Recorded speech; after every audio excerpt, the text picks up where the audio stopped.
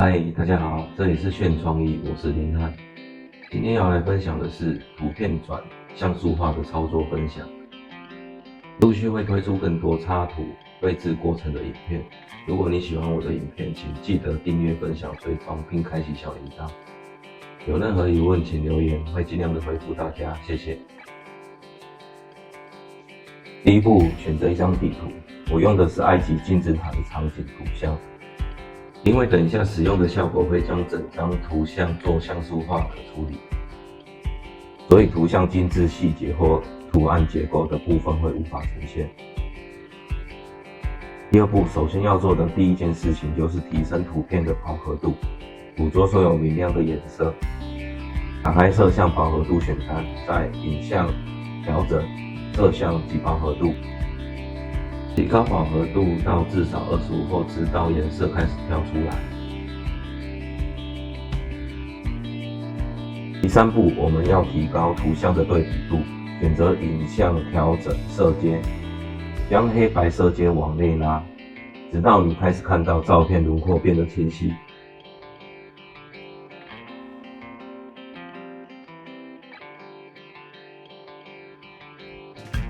你可以使用上图中的数值，或依照所使用的图像自由调整变化色阶。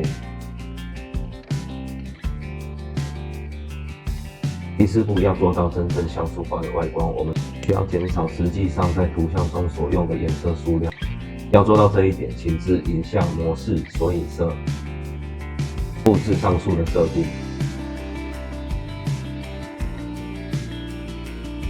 第五步，颜色设定后，我们就可开始运用图像尺寸来打造大型像素效果。先打开影像大小，降低像素矩阵至宽75至150像素。这里可依照图形成型后的清晰度做调整。第六步，因为 PS 会试图保持影像解析度，所以你会看到图像大幅缩水。为解决这个问题，请再次打开影像大小视窗，这次在像素矩阵设定中把像素改为%。我们将透过增加矩阵到1000%，来将图片拉回之前的大小。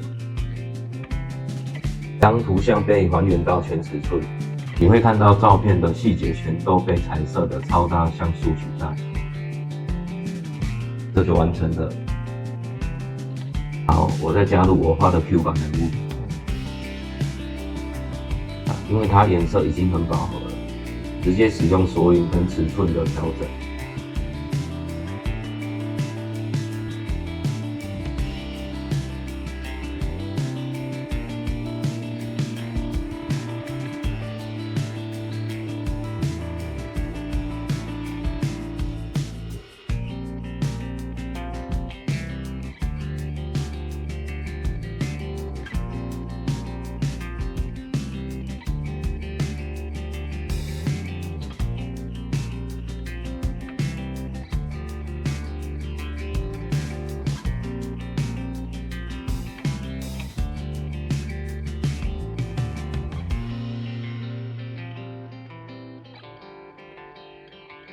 加上去有点太融合底图了，加点光晕。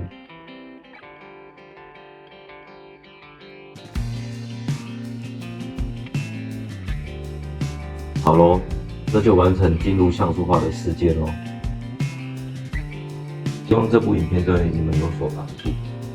如果你喜欢我的影片，再请订阅追踪，陆续会推出更多实用的绘图软体介绍。我们下次再见。